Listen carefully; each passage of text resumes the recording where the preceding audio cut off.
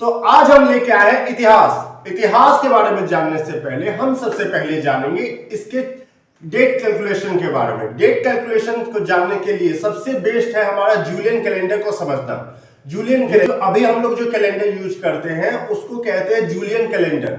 Julian calendar जो थे, एक राजा जूलियस सीजर थे, कैलेंडर बनाया था जिनके नाम पे जूलियन कैलेंडर चला था। पहले जो कैलेंडर चलता, जूलियस सीजर से पहले जो कैलेंडर चलता था उसमें सप्ताह में 8 दिन होते थे और पूरे साल के 10 महीने होते थे, जो कि जूलियस सीजर ने जूलियन कैलेंडर में इस चीज का करेक्शन किया और सप्ताह में 7 दिन हुए और फिर साल के 12 महीने हुए। लेकिन जूलियन कैलेंडर को कैसे बनाया गया उसके बारे में पहले जानते हैं कि एक्चुअल में डेट कैसे डिस्क्राइब किया गया, कि कब का डेट कब क्या है कैसे है।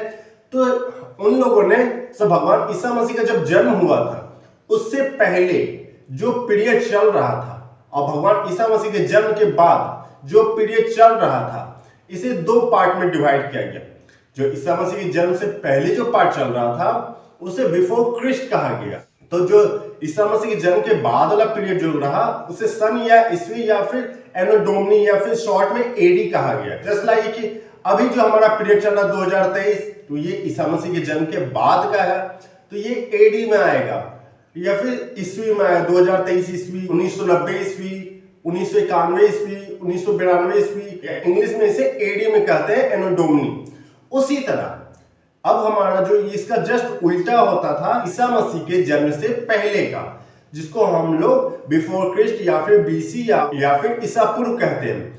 तो उसमें क्या होता था कि उसमें हमारा उल्टा क्रम में चलता था। जैसे हमारा 2011 के बाद 2012 आया, फिर 2013 आया, फिर 2014 आया, ये सिस्टमेटिक बढ़ते जा रहा था। इसमें हमारा क्या होता था, बिफोर क्रिस्ट में ईसा मसीह के जन्म से कितने साल पहले का था उस हिसाब से ये उल्टा जाता था।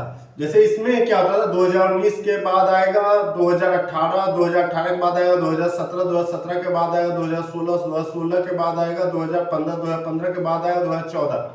तो उसको एक एग्जांपल में लेते हैं। भगवान बुद्ध ईसा मसीह के जन्म से पहले जन्म लिए थे। जन्म की जो तारीख आती है 563 ईसा पूर्व। 563 ईसा पूर्व मतलब क्या हुआ, ईसा मसीह के जन्म से 563 साल पहले भगवान बुद्ध जन्म ले चुके थे। फिर भगवान बुद्ध की मृत्यु कब हुई, 483 ईसा पूर्व। इसका मतलब क्या हुआ कि भगवान ईसा मसीह के जन्म से 483 साल पहले भगवान बुद्ध की मृत्यु हो चुकी थी।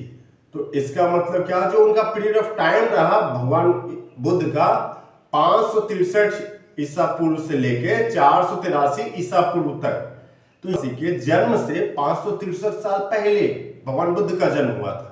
अब भगवान ईसा मसीह के जन्म से 483 साल पहले उनकी मृत्यु हुई थी। अब सबसे पहले हम ईसा पूर्व के बारे में जानेंगे, कौन कौन लोग आए थे, फिर उसके बारे में हम लोग ईस्वी के